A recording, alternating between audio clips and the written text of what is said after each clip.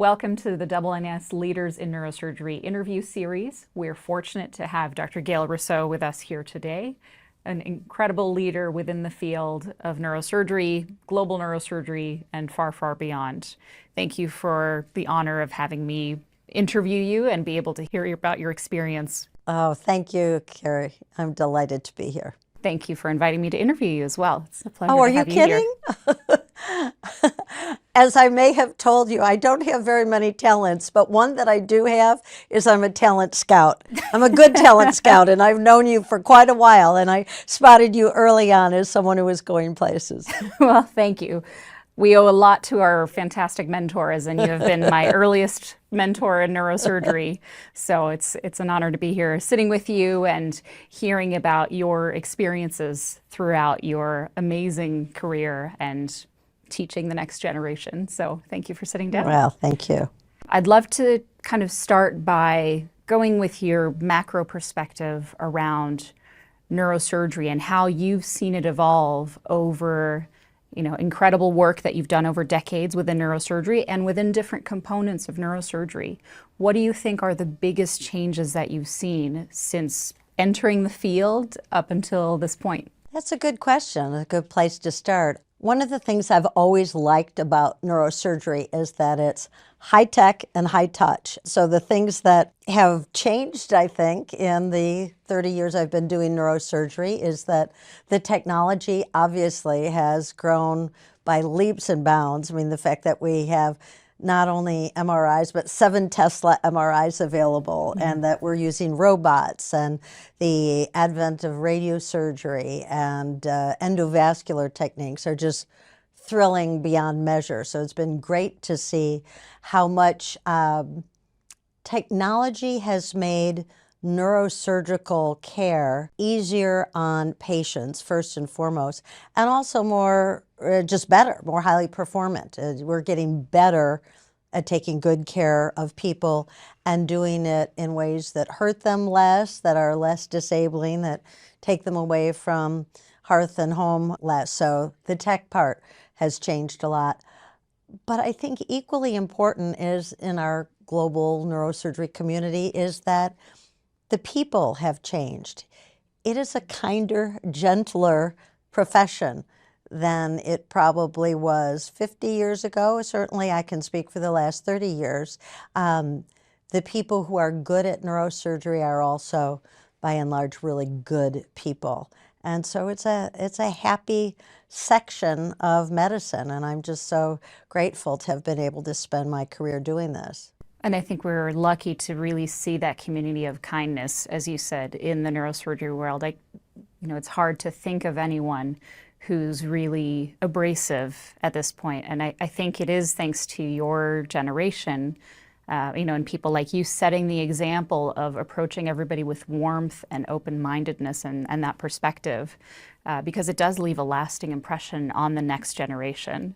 I think you're right. I mean, I don't know that we can take credit for it. People like Robert Spetzler is a generation above me started it, Ed Laws is one of those people as well. The people who could both be top of their fields, highly demanding. Volker Sonntag comes to mind as well. These people who have moved so far along the path toward excellence and have set new standards of excellence for how we do surgery, but also are deeply good people, good to patients, good to med students, good to residents, good to one another.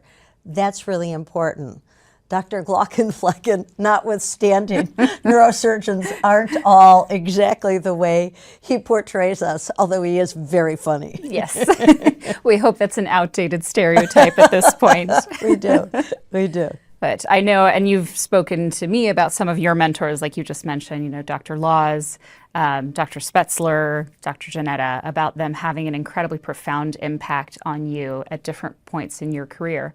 Could you speak a little bit more as to how, each of those major personalities has shaped you across your career? Well, these are people that I admire and love, so I'm happy to talk about them. The only risk is that I'll leave out other people that I feel the same way about. But if I think about Ed Laws, he certainly was a highly demanding chairman, but he was demanding in all the right ways. It was to be good at everything. He just wouldn't settle for second best. And it was just as important when making rounds with him to know the latest literature as it was to know what pain medicines that patient was on and whether they were adequate or not. And God help you if you thought that that was someone's job other than your own, or any aspect of their care. There was just no,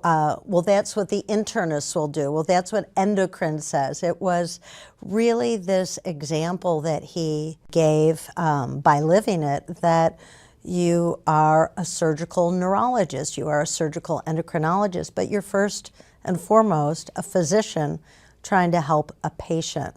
And boy, that sure has stuck with me. And then I went on to do my fellowship in skull-based surgery at Pittsburgh, and Peter Giannetta was the chairman there. And he very famously developed the no-shave technique for craniotomies. Now, when I was an intern, I remember being told, you have to shave the patient's whole head the night before. They're going through a lot tomorrow, and the least of their worries or the least of your concerns or theirs should be how they look. But, people do care how they look, and they especially don't want to have to share with the entire world the fact that they just had brain surgery if they don't want to share it.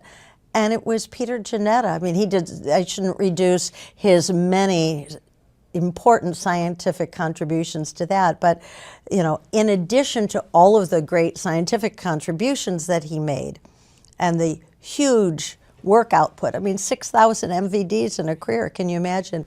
But, the one way you could really get his goat is if a patient who was on post-op day 2 hadn't had their shower and shampoo yet, or you didn't, even worse if you didn't know, because how do you think it feels to be in bed and, have bone dust in your hair and have nobody have taken care of that for you for 2 days? And so it was that level of kindness to patients that really stayed with me, and the level of kindness he had for residents too. There were tennis court times and squash times that were reserved so that if you could get away, and maybe you couldn't very often, but if you could, he did care about, your work-life balance before we called it work-life balance.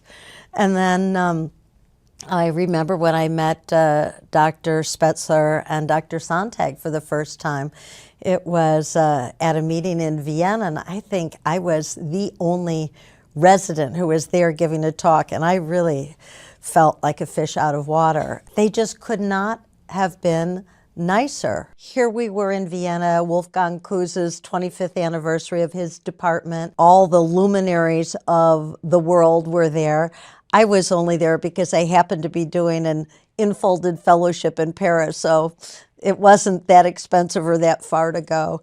And I gave my little talk, but boy, were they nice to me and made me feel like I belonged. And so I guess what I'm really saying here is that this concept of being a leader in neurosurgery who both demands more of you than you ever thought was possible, but at the same time makes you feel that you belong, that's something that I think at least started in the generation before me, but we appreciated it when we saw it and tried to pass it forward. And I think that's a lot of what sets you apart, is you've picked up those qualities. And, to me, you absolutely exemplify not only an excellent neurosurgeon clinically, academically, but by your humanity and your, respect of others' dignity and trying to empower them to be human, just basic human kindness, which, as you said, might have been rarer at some points in medicine, but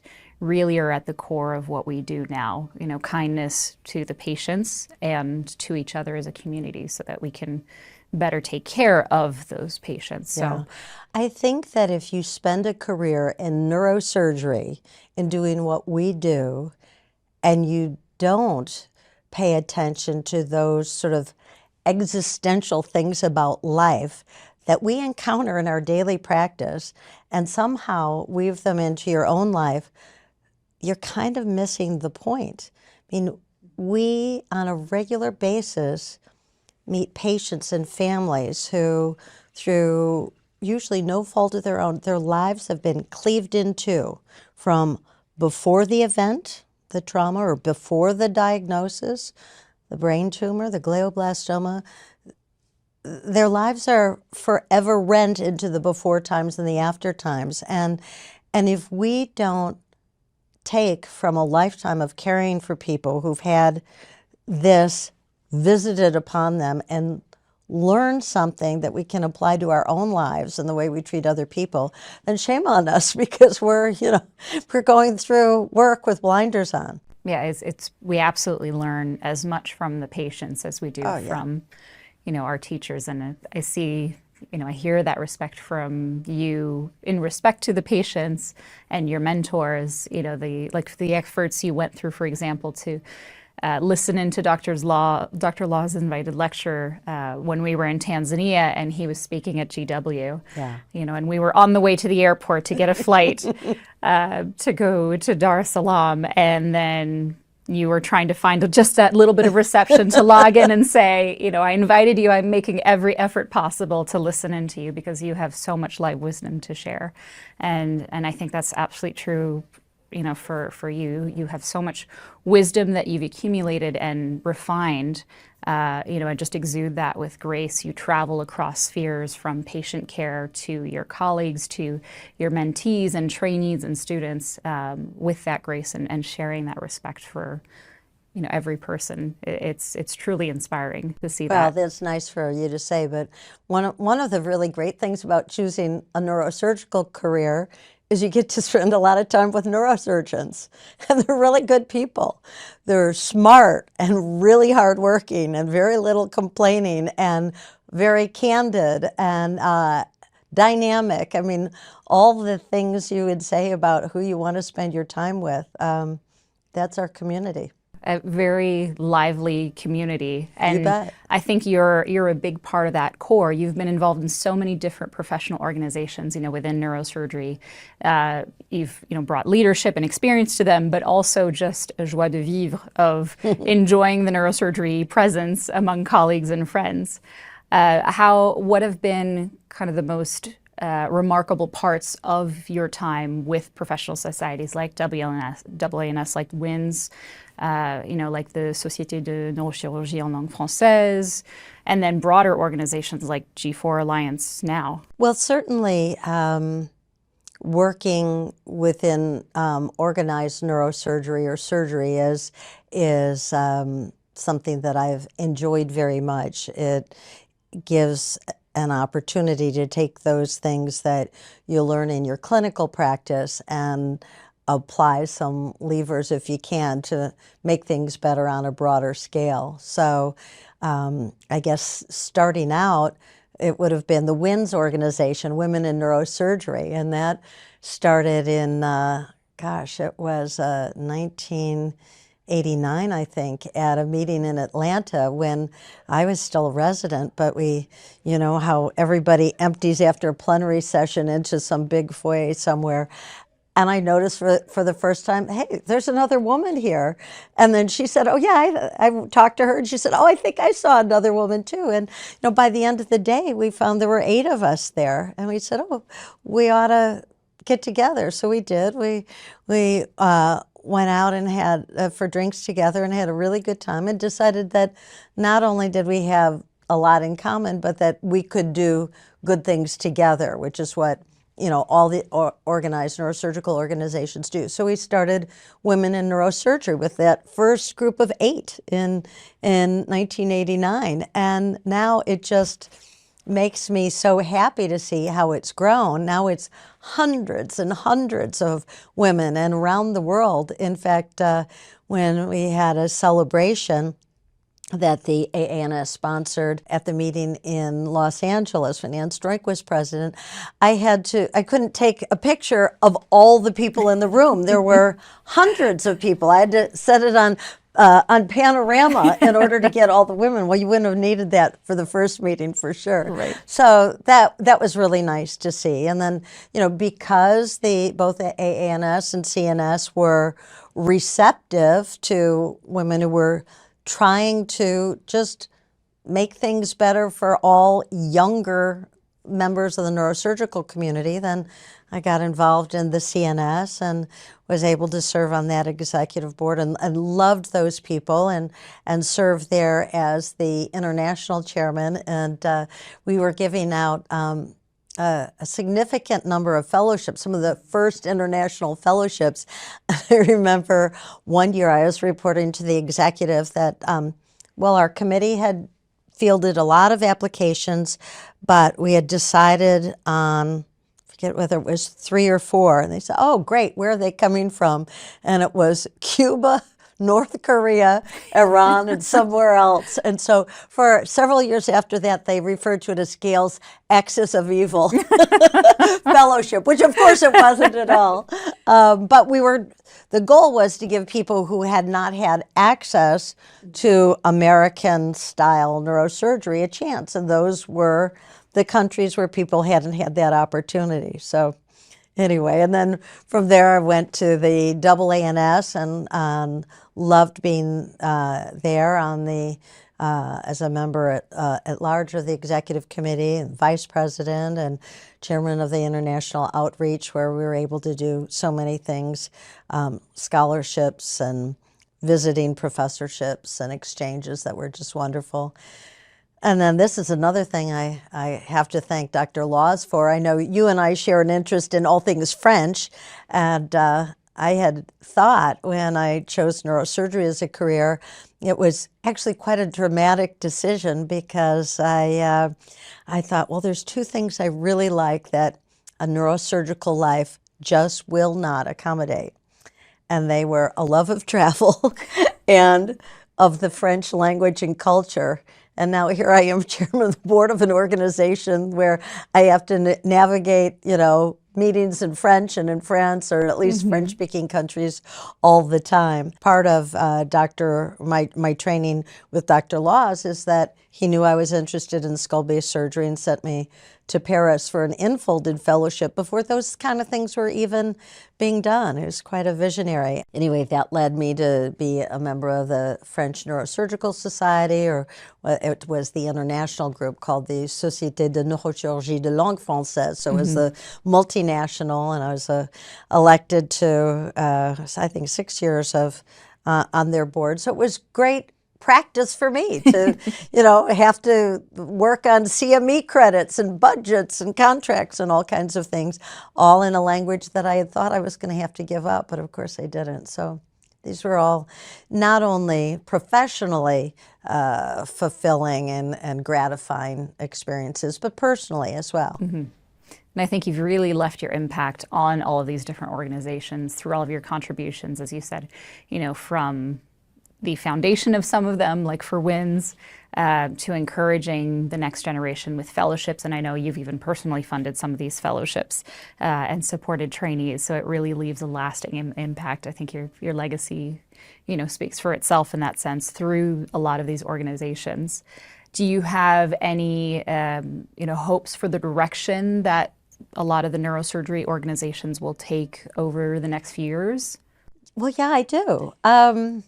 One of the things that has impressed me about spending a fair amount of my life in Washington, D.C., and to some extent being involved in some higher level political campaigns is that I've learned over and over again from people who are really common household names in American government. They'll say to me, you neurosurgeons, you don't know the power you have. And they mean that in a good way, that if we take the front row seat that we have in human misery and healthcare, and if we spend our time in patient-centered advocacy, it's pretty hard to argue with a neurosurgeon who's advocating for a patient.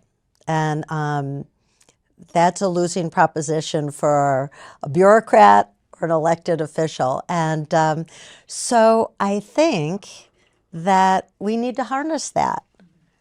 And we need to be better at our advocacy efforts for our patients.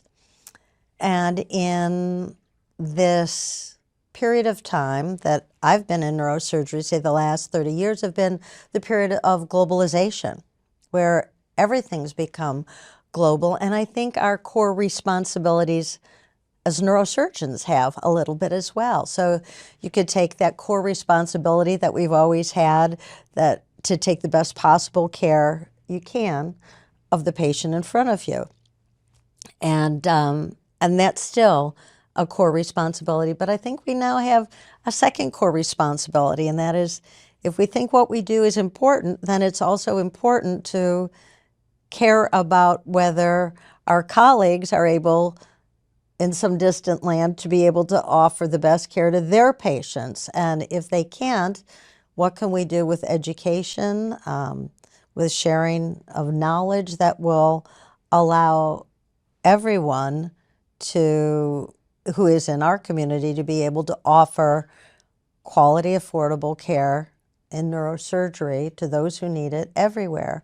And so I think what we're likely to see, what I hope that we will see in the coming years, is more of this more of this activity, I should say, of global neurosurgery leading global surgery, where surgeons recognize that we can take even, I know this sounds like a big idea, it is, but take a supranational approach to at least the knowledge transfer and quality of surgical education and access everywhere. And so I think that we've got a few things coming down the pike that I think are going to help with that. We have so much more in common, we in neurosurgery, with another neurosurgeon, whether they're in Tanzania or in Cambodia, than we might have with our American next door neighbor. We care so deeply about the quality and access of care to what we do, and we're, being the defenders of the nervous system as we are. So I'm very excited about, especially your generation and the med students following you into neurosurgery, who are global natives. Just like you're digital natives, you're global natives. And it's rare that I meet someone who's going into neurosurgery who says they don't imagine that some part of their career is going to be spent focusing on or supporting a global effort to improve neurosurgery somewhere that is apart from where they actually practice every day. And that's a wonderful thing. And I think we're going to see some really interesting and always beneficial effects of that kind of willingness to take on a second core responsibility. You mentioned as a trainee as well that you had a chance to work with Dr. Spetzler on some other educational programs. Did that grow out of your meeting with him in Austria? Right. Well, I first met him there, but then he was very involved in the WFNS at that point, as I was, particularly on the education committee. And so I got to know him and Nancy, whom I adore, so much better as a result of that, because we were teaching courses together on occasion. I remember specifically going to Jordan together and going to El Salvador together, really enjoying both the sharing of knowledge with local people there, but also we were developing, I think, our early sensibilities about global neurosurgery and how important the sharing of knowledge was, so that we could bring to our colleagues who were taking care of patients elsewhere the shared knowledge of what we were able to know, just because we had the great good fortune of being set up in places where it was easier to do research. It was easier to have advanced technology. And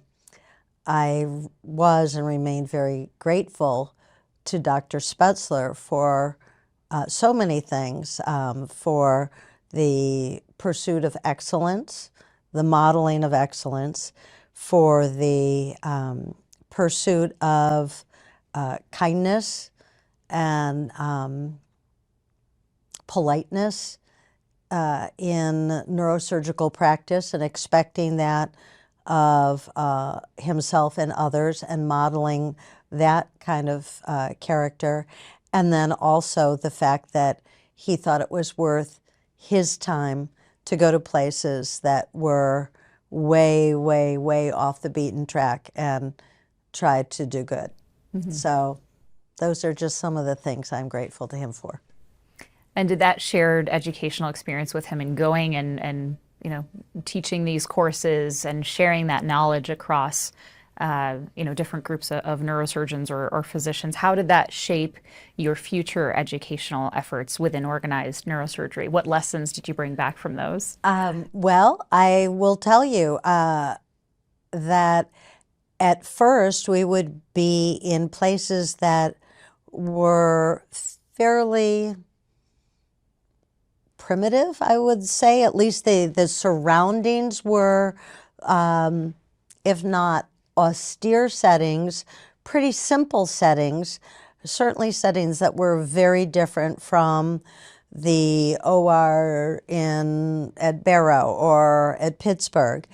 And I remember being in the audience when Dr. Spetzler was giving talks that would be about where we can go with pursuing an idea to its furthest, whether it was a bypass or a corridor of approach that was through the brainstem that without a lot of monitoring one wouldn't dare to do. And I remember at first thinking, well, why are we bringing these highly sophisticated things to practice that is currently in a fairly simple or austere setting?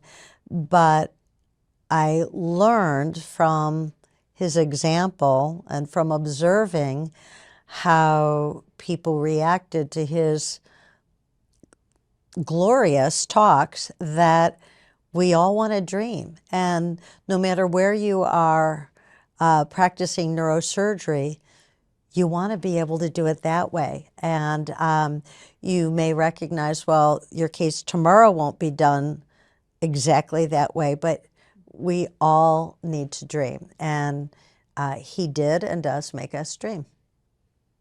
And that, I think, it seems like there might be an inkling of your own personal moonshot in that sense of helping each neurosurgeon aspire to their own technical excellence and clinical excellence within that one person, that one example. And you've certainly emulated that as well. And you know, I've been inspired. I don't know if I've emulated it, but I've been inspired. Amazing, you know, to see how that translates back to, again, every surgical patient around the world. You know, thinking about the next generation of patients, not just the next generation of neurosurgeons, saying it's getting better. Might not be tomorrow's case. It's going to get a lot better. But we're going to get there one day. Yeah. Yeah. I know you like to use that idea of the moonshot for global neurosurgery, which I think is a perfect example, but it really couldn't happen without, you know, the work that leaders in the field like you have put into this and have really shown it is possible to take that core responsibility to the patient from the individual in front of you to the theoretical neurosurgical patient anywhere around the world, which is an incredibly powerful idea. And your love of travel that you've perfectly intertwined with this and becoming that powerful advocate for the patient no matter where they are. You know, you have been the one to break through a lot of the silos, not just in global health and supranational public health, but into completely new domains, you know, going to the World Bank meetings, going to the UN General Assembly and learning about the Brain Economic Forum, you know, learning about the neurodiplomacy that's evolving and becoming its own momentum within a lot of the United Nations agendas around neurohealth. I think you're right. We're starting to recognize that we know that we do have this power, potential power of advocacy if it's patient-centered, and therefore we need to direct our efforts outward, not so much preaching to the choir, but start harnessing sovereign budgets and getting the attention of world leaders. But I'm glad you brought up this moonshot idea. You know, that was JFK who coined the term, and his speech in 1962 at Rice University really appealed to me because I thought there, and still do think, there are so many similarities to what we are trying to do in getting access to quality neurosurgical care to the 5 billion people who don't have it. And that does seem daunting. But like Kennedy said about putting a man on the moon, you know, we choose to do this because it is hard. You know, neurosurgeons love things that are hard. We choose to do this because it is hard, because that goal will serve to organize and measure the best of our energies and skills, because that goal is one that we are willing to accept, we are unwilling to postpone, and one we intend to win. And that's how I think about neurosurgeons all over the world finding a way to be sure quality neurosurgical care is available to people wherever they are. And then, you know, if you can do quality neurosurgery, it floats all boats, right? Then you do quality orthopedics, you do quality general surgery, you do quality anesthesia, and pretty soon we've got an entire world caring about the health of the entire world. Yeah, it's really raising the standard across the board, not just one specialty, although we might be biased, but you know, bringing colleagues along who are outside of neurosurgery, but all part of the same interconnected healthcare system. You know, within that movement of global neurosurgery that's kind of evolved under the umbrella of global surgery overall, we obviously have a long road to go, as you said. We still have, you know, many of those 5 billion patients that don't have access to care. What do you think have been the biggest achievements over the past 10 years, you know, since the Lancet Commission on Surgery, since the Bogota Declaration for Global Neurosurgery? Well, you know, being neurosurgeons, we put metrics on what it would take. A half a dozen years ago, and when this idea was really new with the Lancet Commission and the WHA resolution being part of 2015, and then the response of departments and professional associations since that time. And I remember, you know, sitting and talking with, you know, early adopters of this concept of a global surgery or neurosurgery movement, and we said, well, what would success look like if, you know, if we want the world of neurosurgery to care about this movement that is really the clinical and public health aspect of neurosurgical care? What would success look like?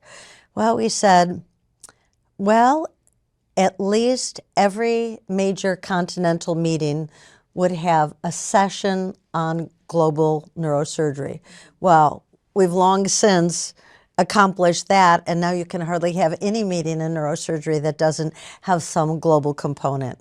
Another metric was, well, our journals will start publishing articles that have to do with the clinical and public health practice of neurosurgery. And now all of our journals do that. In fact, you know, the Red Journal has a whole section called Global Neurosurgery.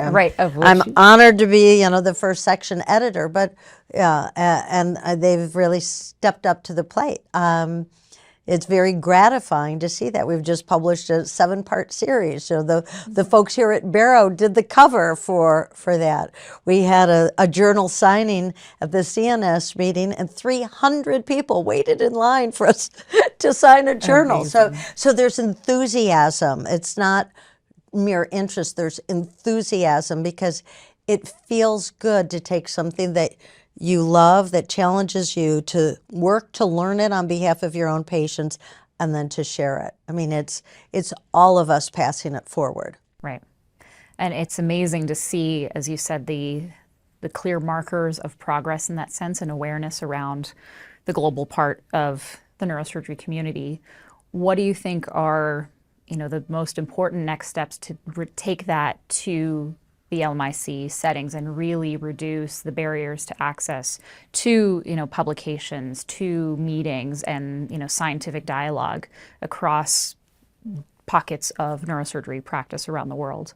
Well, there's a couple things, and this certainly won't be an exhaustive list, but things that come immediately to mind are the democratization of peer-reviewed publishing. And so either funding agencies, as happens in Europe, that require that all funded research be in open access journals, and also fund open access fees so that there isn't this disparity between HICs and LMICs in publishing. I think that's really important. There also are ethical considerations there. Who owns the data? How is the authorship represented on that scientific paper? So those are things that are improving but need to continue to improve. The next thing is we talked about technology and finding ways for technology wherever it's invented to have a market where the patients are. And if you look at Asian markets, if you look at Africa, especially sub-Saharan Africa, that's where the people are. Those are the people who are going to need neurosurgical devices and instrumentation. In fact, as a pediatric neurosurgeon, it's not only the people, but it's the little people are all there, the ones who really, where the world has the most to gain by saving or improving their lives. So, I think that there are ways that we can, as neurosurgeons, put our thumb on the scale regarding authorship, the way the publishing industry is run, the way markets are developed, and I think we should. And you've certainly worked on that on a lot of different aspects, as you hinted at, helping with the publication aspect and being the first section editor for the Red Journal on global neurosurgery.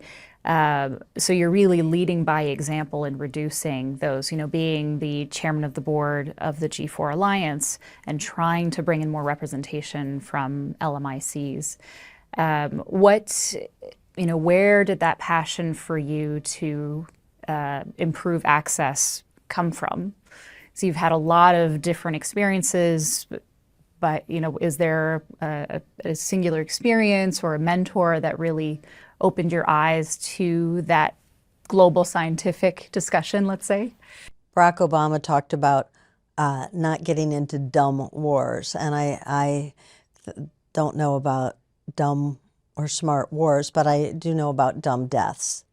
And the idea that a young person who's on a bike or a motorcycle or just crossing a street who gets an epidural hematoma, which we all know how to fix, and that a young person would die of that, anyone would die, but especially, it's the 15 to 24-year-olds who are overrepresented in that category. And the idea that someone would die from something they didn't have to die from just because there wasn't a surgeon there who knew how to take care of it, or there wasn't, a system to support getting them to the hospital so that a relatively straightforward operation could save their life.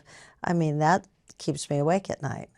We can do better, and we must. Yeah, it is a big call to action, and I think amazing at how a small core of, again, giants in the field like you have rallied people around this cause and saying, this is a problem, let's talk about this, let's identify how big the problem is, and then figure out next steps. Yeah. And it's nice to see that conversation now going even broader than neurosurgery.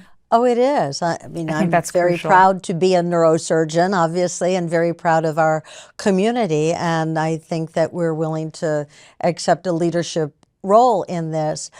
But let's face it, there's no place where high-quality neurosurgery is going on that doesn't also have at least the ability to do high-quality other types of surgical care that is needed. And, I think about our colleagues in obstetrics and gynecology who do more surgery than any surgical discipline there is.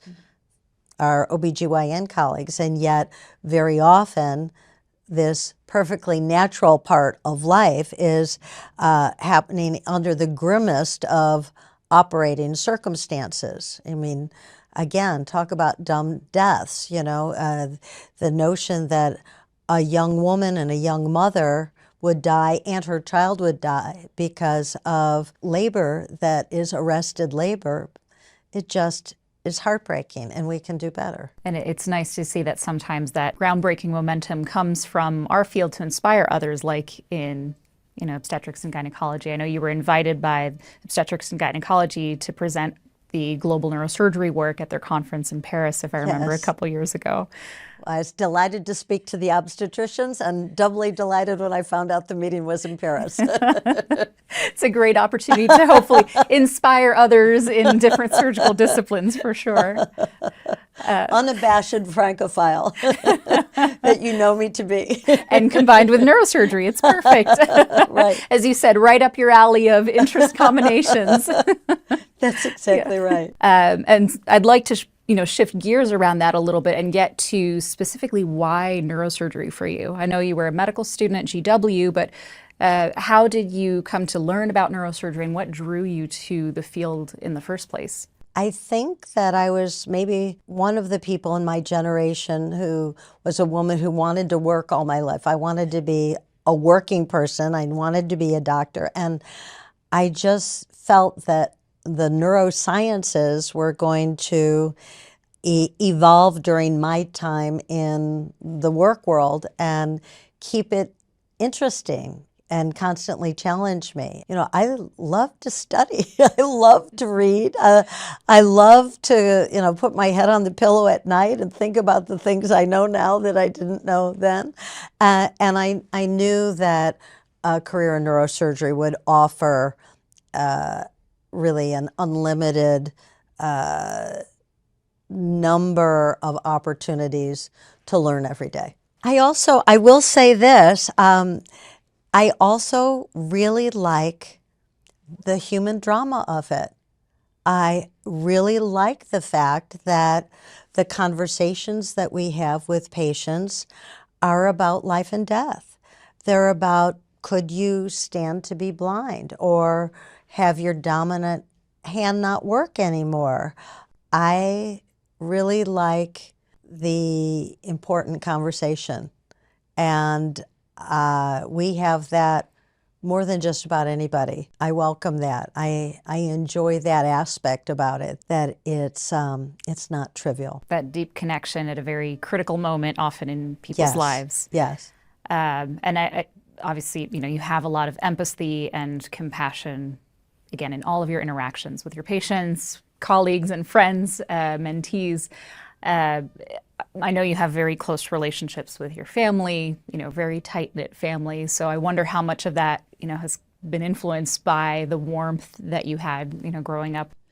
Oh, that's nice. Well, I'm really lucky to have grown up in a very traditional family. I was the oldest of 4 daughters, born to a wonderful mother and father, which included a dad who was a football player all the way through college and a Marine Corps officer who I think was pretty surprised he didn't have any boys, but he treated us all as if our horizons were unlimited. And in fact, it was not until I got into college that I realized that there were families that had different expectations for their sons and daughters. I just didn't have any experience with that at all. And so that was really helpful to me, and I think to all of my sisters. And then I am so lucky to have been married now 40 years this year to my husband, Rick, whom you know, who was a med school classmate, and who just is the wind beneath my wings. He's extremely supportive. He's an orthopedic surgeon.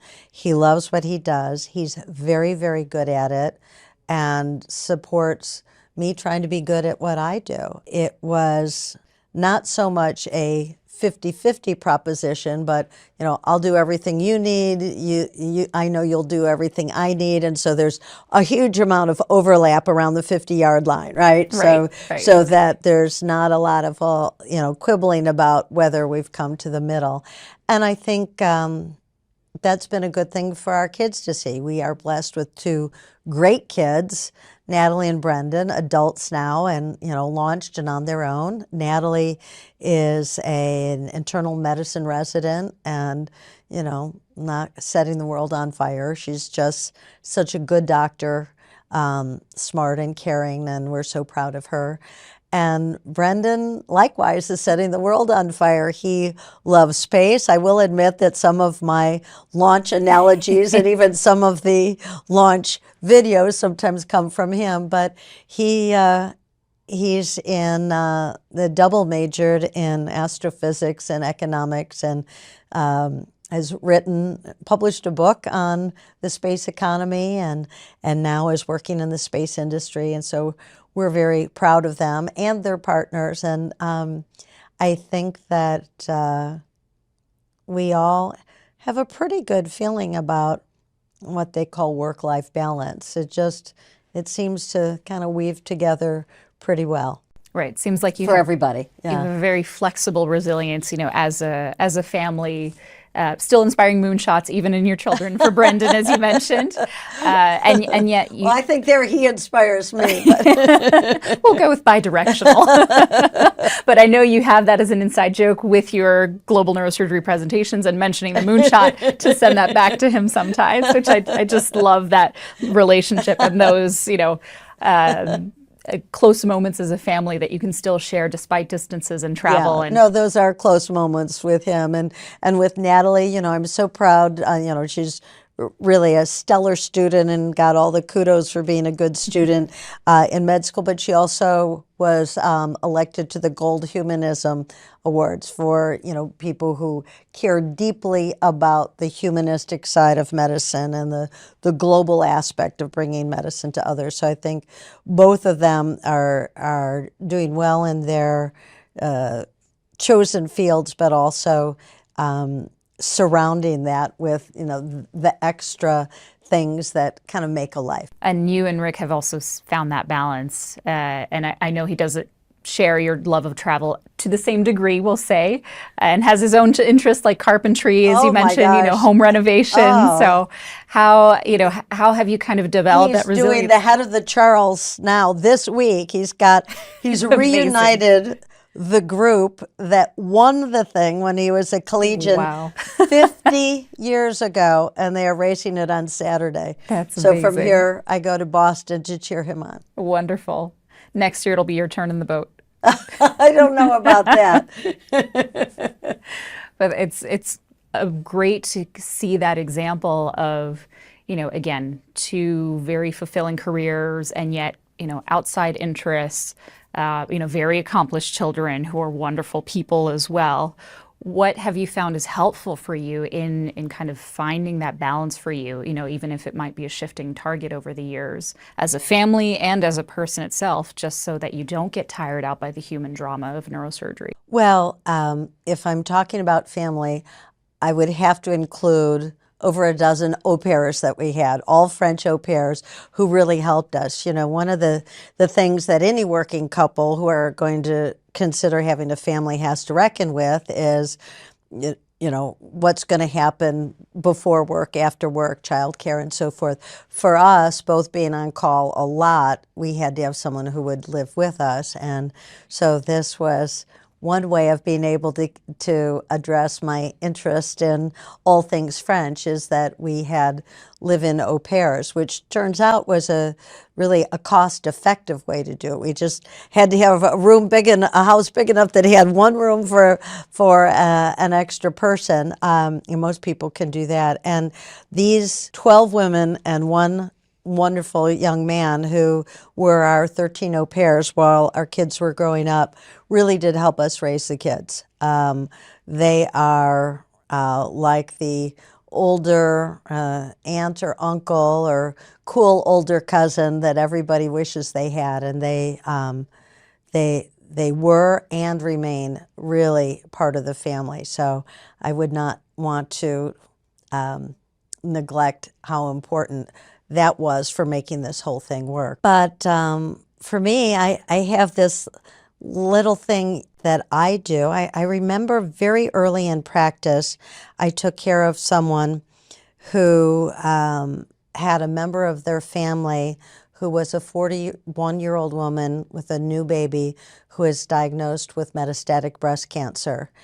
And they spent the first nearly a year going everywhere they could to find a cure. And when a cure was not going to be possible, she spent the next 9 or 10 months writing a book called Living with the End in Sight, and how, tomorrow isn't promised to any of us. So how do you live your life in a way that, not morbidly, but to recognize tomorrow isn't promised. And so not to be someone who is always putting off, doing the thing, thinking the thing that is going to be important to your core.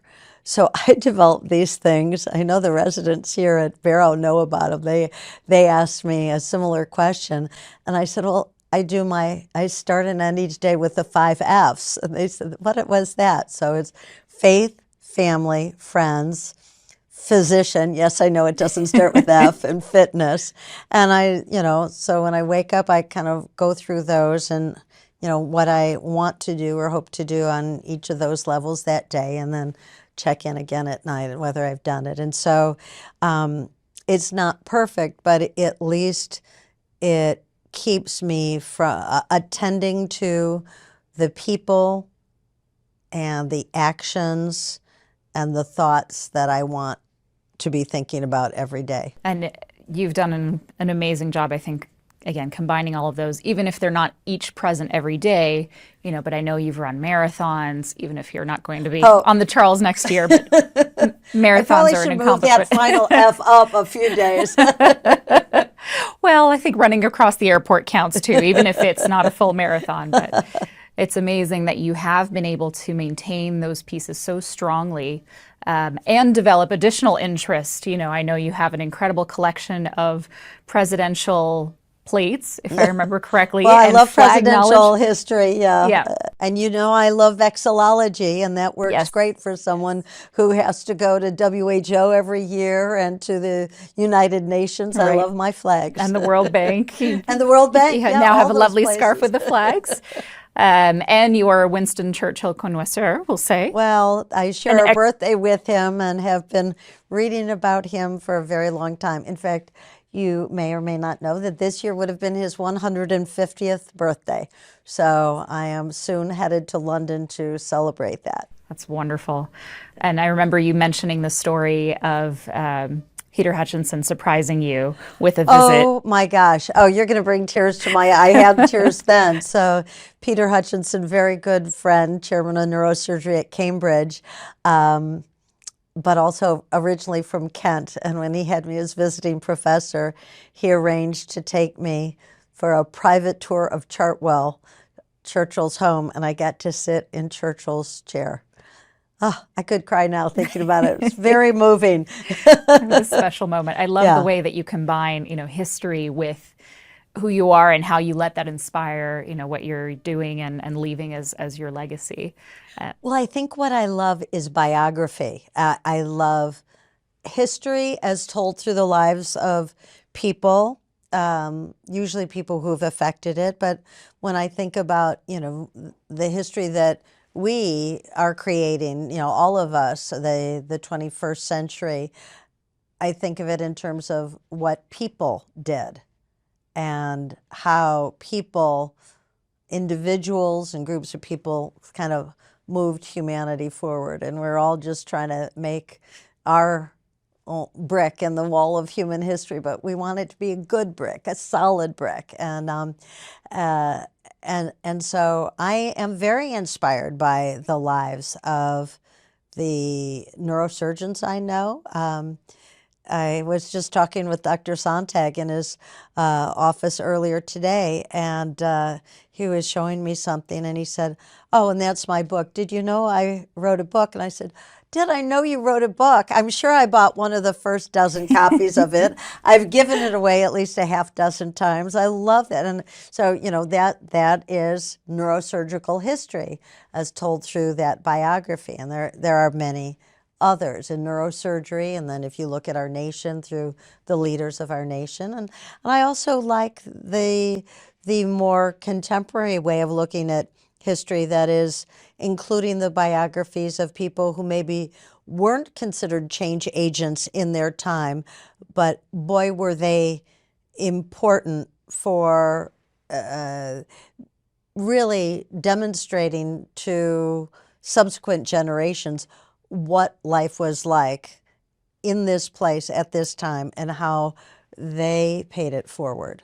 Can we look forward to that from you? You clearly are a change agent in neurosurgery and beyond. You know, what form would you like your legacy to take? You've already done so much for the field, for surgery as a whole, and you know, I don't think it is an exaggeration to say for humanity in some way. I don't know about that.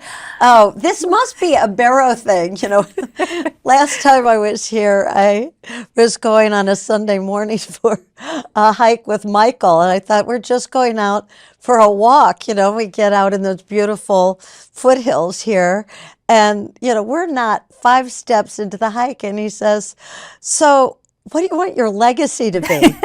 And I said, "My gosh, you know, it's Sunday morning at 7 o'clock." But I do think that we all should be thinking about, every single person on the planet should be thinking about, you know, how are we making the place better than we found it. You know, when I was a little girl growing up, we went on a lot of family driving trips, and our breakfasts and lunches were usually picnics in a park somewhere, and we were driving someplace. And before we went to the swing sets, my mother said, "You have to find some trash. You have to make the place look better before you can play." So, you know, some places in some really well-kept parks, we'd have to spend 10 minutes looking for a candy wrapper before we were allowed to play on the swings. But the idea was, that's your job. That's what you're supposed to do. Mm-hmm. Leave it better than you found it. And you've really taken that lesson to heart, and we can see that across every step, you know, personally, That's nice of you to say. My parents certainly did. Yeah.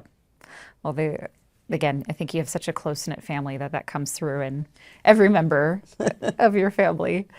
What aspect of your legacy do you see yourself working on in the next 5 years? If we're going to stick with the Barrow theme of the Lawton 5-year plan. Oh, the 5-year plan?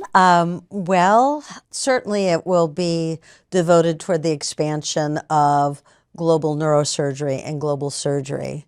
So at Barrow, I want to do absolutely everything I can to strengthen and expand Barrow Global. We have a very generous gift and really important resources, and all hands are on deck to make this a really impactful enterprise, and I am fully committed to that. At GW, we've just this year launched the GW Global Clinical Care Alliance, and that's been several years in the making, and I hope that will become another hub for doing good around the world. And you're leading that. With others. Yeah. None of these things occur in a vacuum. It's never one person.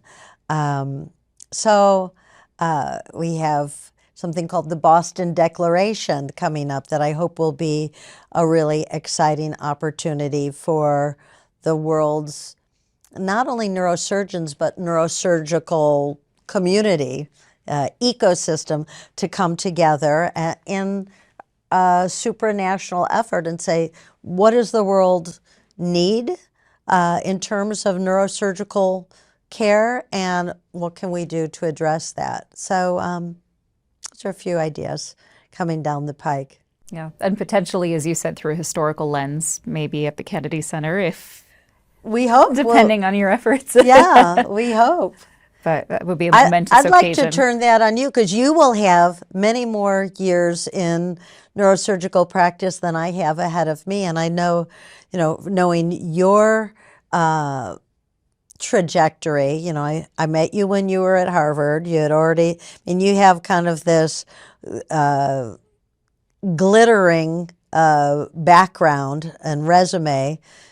Princeton undergraduate, Columbia Med School. I met you when you were a fellow at Harvard. Then you go to Penn. Then for peds, you go to Toronto Sick Kids. And then here you are having done the Barrow Global Fellowship in Tanzania and now on staff here. What do you hope to see in the next 30 years? Getting everybody in neurosurgery involved and beyond. I think making it a part of everybody is almost daily clinical practice. If not saying let's give up practice locally, but just to have each person taking care of the patient be more mindful, how does this apply to the patient in front of me, and how does this apply to the rest of the patients around the world who might not be as fortunate or might be more fortunate and have access, because there's so many lessons that we can take from each setting. It's not just from, high resource settings and then sharing that with settings that might not have access to as much support in whatever form that takes. But, learning to do more with less. I think it's those lessons and that bidirectionality that I really would love to push and support, and use that as a platform to build healthcare capacity. Obviously, specifically at our partner sites, like at KCMC in Tanzania, at our upcoming Latin America site, once we go through that selection process.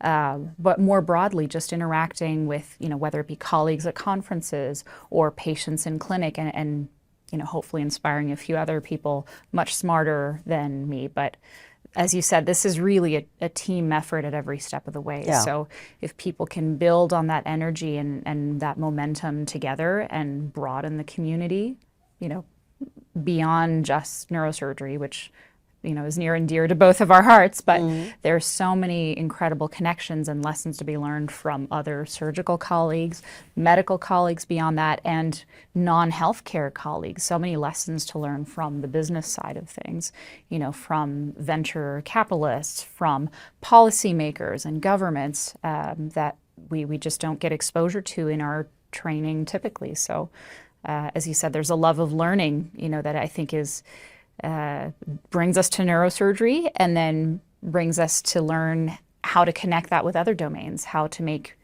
other domains relevant to what we're doing in our neurosurgical space. So that's one lesson I've taken from you, on top of your humility and your compassion, your ability to connect with people, which I'm always in awe of.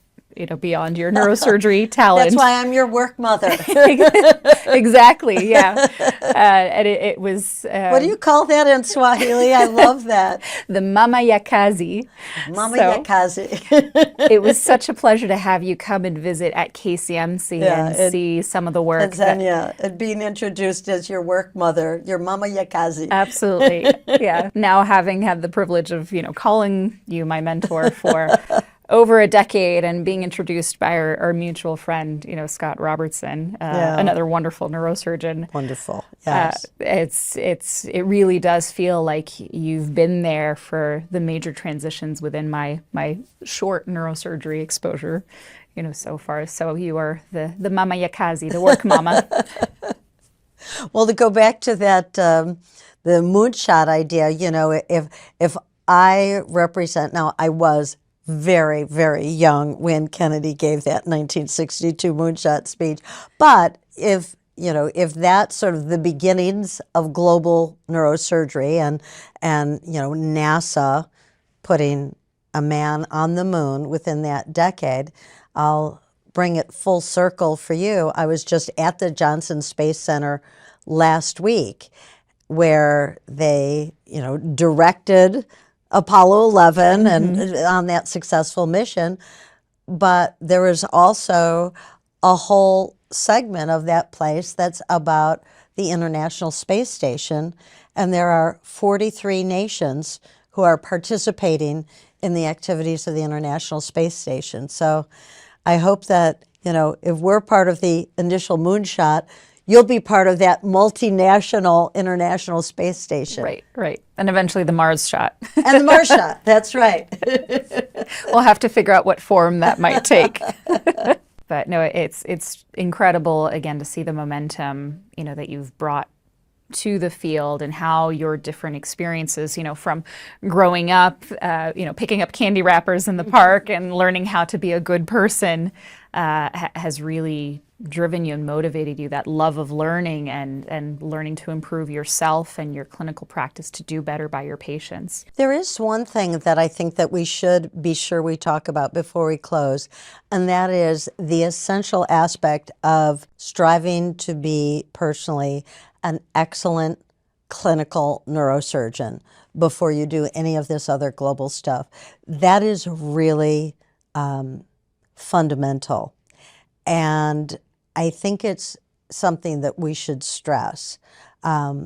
We've glossed over the many, many years that you've spent, that I've spent, that every neurosurgeon has spent honing the craft, getting so that you can make the decisions and do the operations and do them well and safely and care for people safely. You're no good as a global neurosurgeon if you're not a good clinical neurosurgeon to begin with. And I think that's important, and it's especially important to young people who are starting out, who might see that, gee, it seems great to be able to, go this place and do a little neurosurgery and then go on a safari, or to be able to travel a lot when you're doing this. But we really have not focused on what is, after all, 90% of it, which is, the day in, day out, study, care, answering the beeper.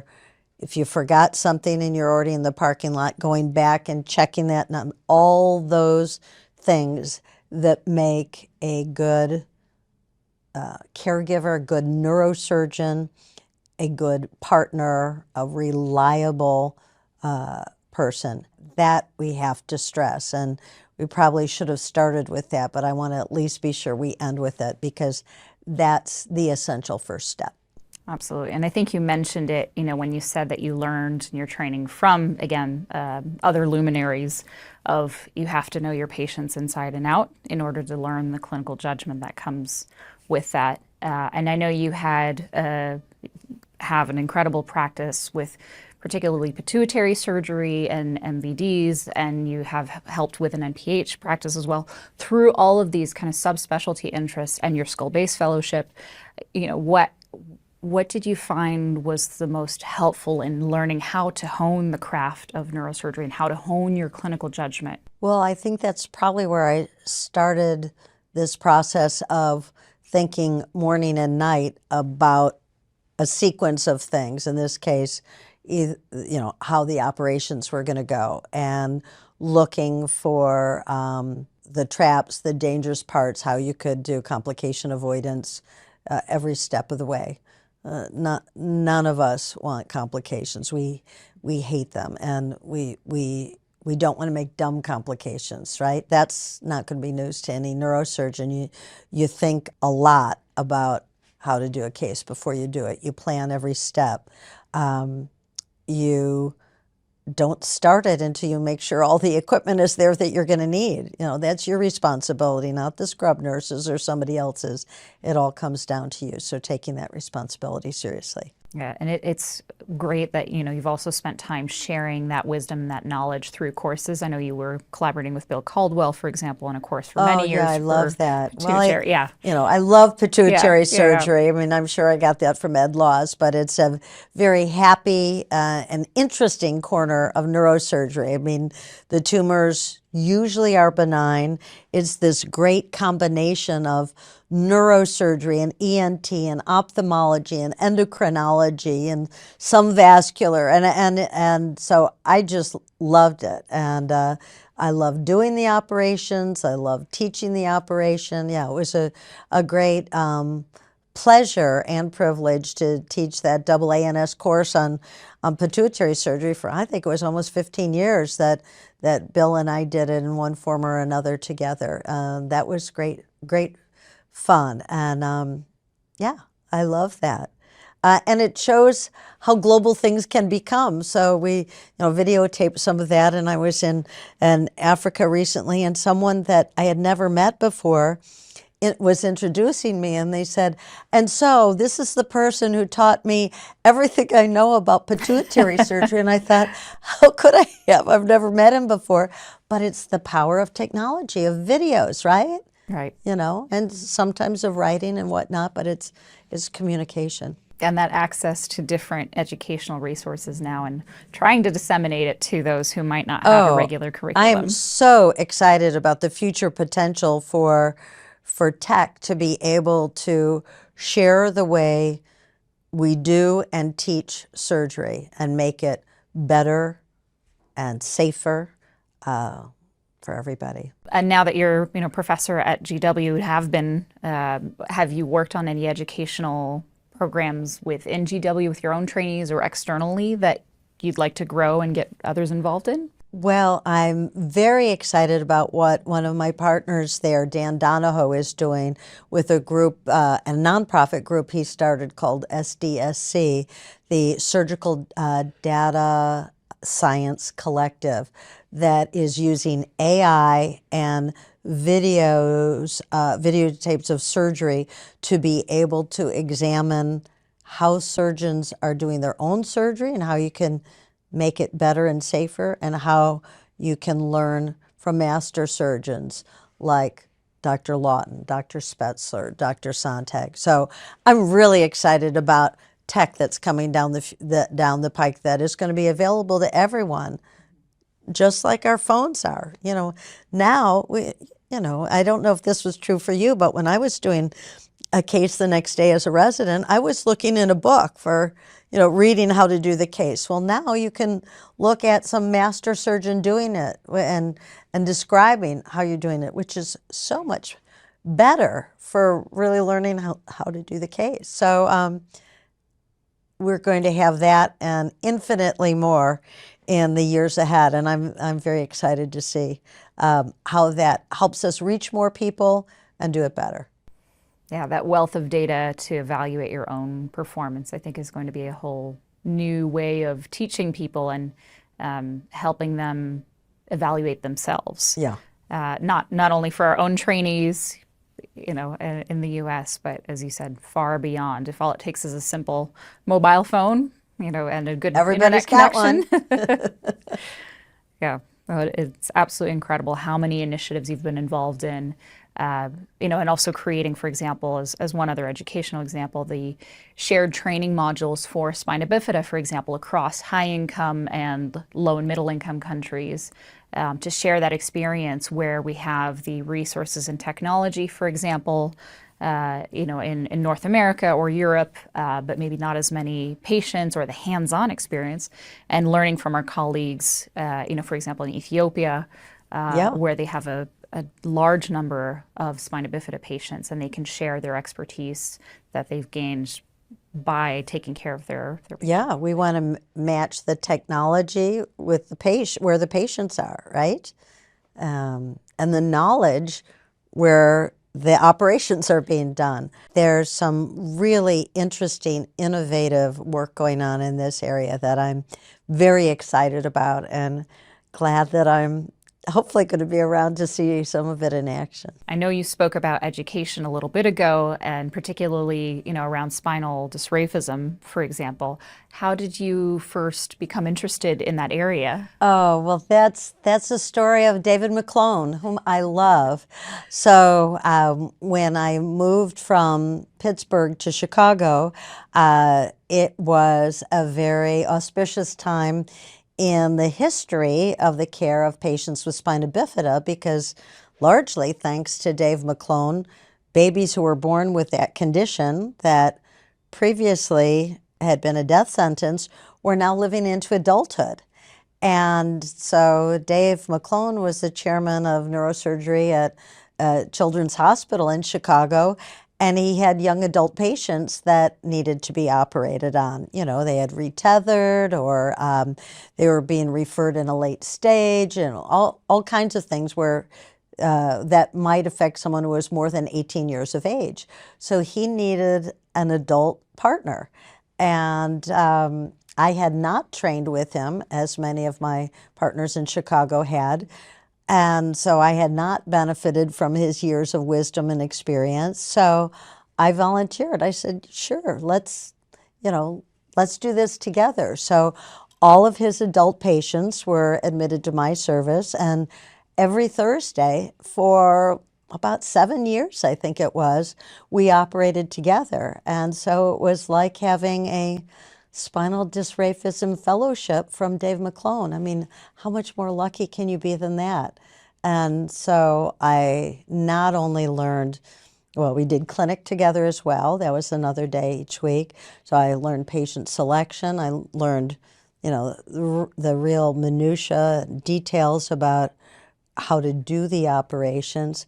And then he's just such a good person, having started the camps for kids in the summertime and so forth, that it was an education and a pleasure on every level to have had that experience with him. So I was always interested in those cases after that, and even when he retired, then I took it on, and I had an adult spinal dysraphism clinic as well with urologists and orthopedists and all. So I love that community. And really trailblazing efforts with this particular partnership with Dave McClone on transition of care and, again, dignity for the patient that often gets neglected with a chronic illness. Yeah, I learned so much from Dave McClone.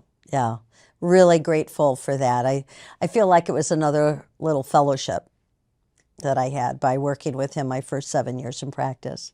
And we're lucky to keep learning, beyond the formal training years into Right. practice. That bidirectionality is Yeah. really the key piece. And again, you were such a humble but powerful proponent of that humility, and again, just bringing that dignity to the scientific discussion, to the patient High tech, discussion. high touch. I love it. Coming back full circle. Do you have any parting reflections on your career in neurosurgery so far? Oh my gosh. Well, thank you for phrasing it as so far, because I'm not done yet. I'm not looking for a gold watch yet. Not by a long shot.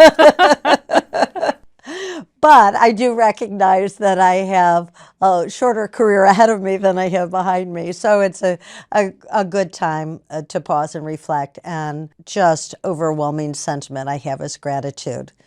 Gratitude for the opportunity to spend my life doing this work, to be a member of this amazing community of truly exceptional people, the patients that have entrusted me with their care, my family for supporting it, my friends who've made it fun and interesting along the way. I feel a really deep sense of gratitude. I love neurosurgery, and I'm grateful for the chance to be a neurosurgeon. It is a beautiful field, and as you said, inspiring with the constant learning, that reminds us we don't know everything. There's Right. always more to learn. It was a wonderful kind of view, to get your in-depth perspective on so many of the different areas that have formed you and how you've learned from your mentors and translated it to your own work and legacy, coming back to the legacy thanks, theme. Carrie. So. It's really been fun to spend this time with you.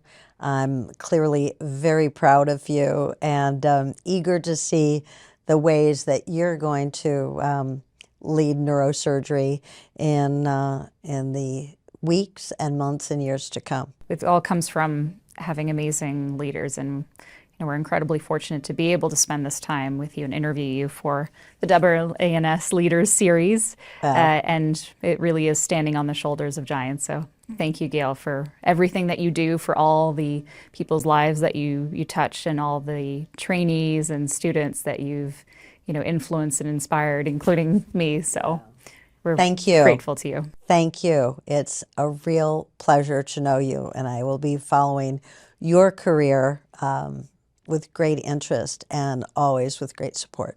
Well, thank you. It really is a team effort.